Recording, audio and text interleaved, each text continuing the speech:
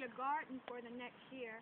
Since fall's over, just about over, and winter's coming, I think it's the easiest time to prep your garden due to the fact that there aren't as many snakes out. And if you have an area that's heavily weeded, like this area here, sometimes it tends to be a challenge during the summer.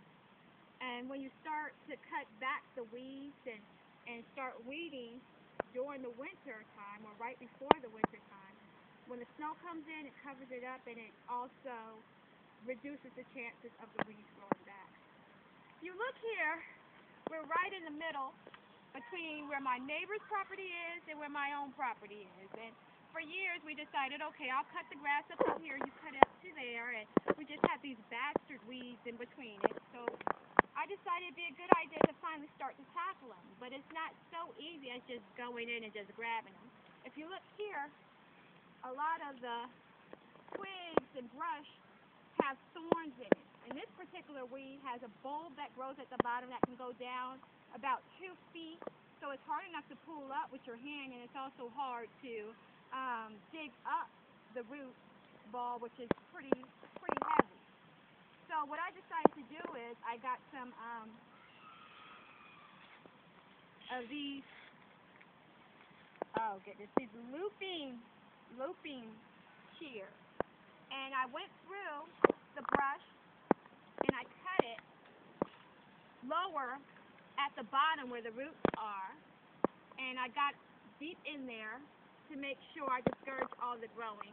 And since I got the stuff from the bottom, the top will eventually fall down with the snow or whatever. So I also have a friend who's bringing me some mulch. He owns a tree cutting company, and he gives away free mulch if requested. That's the easiest way to get it other than go into the store. You're going to get piles of it. You're going to get more than you need. Share with the neighbors if you have to. But it's an easy way to get mulch without having to go to the store and to cover a large area. And so I could either cut this low and cover it with mulch to discourage it from growing back. And also, this area right here by the fence, I'm going to put in some flowers once I get that done. And when you look at the weeds, it can be discouraging. If you look all the way down here, we have honeysuckle and ivy and probably kudzu that just grows. And sometimes when you look at weeds that are that much of a challenge, you decide that you don't even want to mess with it. That's not a good idea. It's your house. Take over and run it the way you want.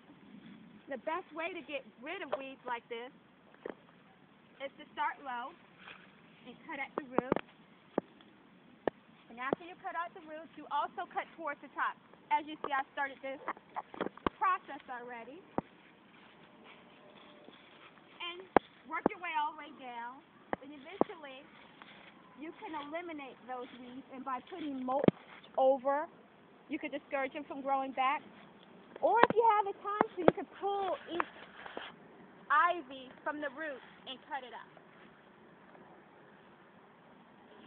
Another thing that you want to do to prepare for the fall, after the fall, to prepare for the spring, as you know, the leaves are all falling down in fall, and the grass isn't growing as fast. And if you want to have a good spot to plant your vegetables or whatever you choose to grow, you could take what I did, a simple air mattress, and put it over a certain spot.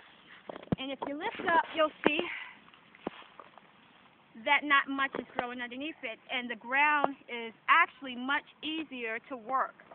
This is a much easier alternative to tilling the ground, which actually does damage eventually.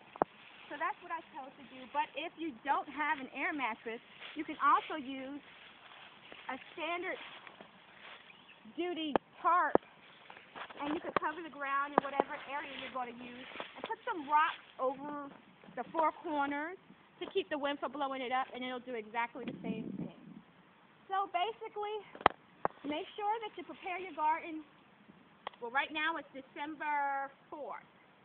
So we're preparing pretty early for springtime. Thank you for tuning in with Brandy's Botany Bay. Please subscribe, rate the video, tell a friend, do whatever. Bye.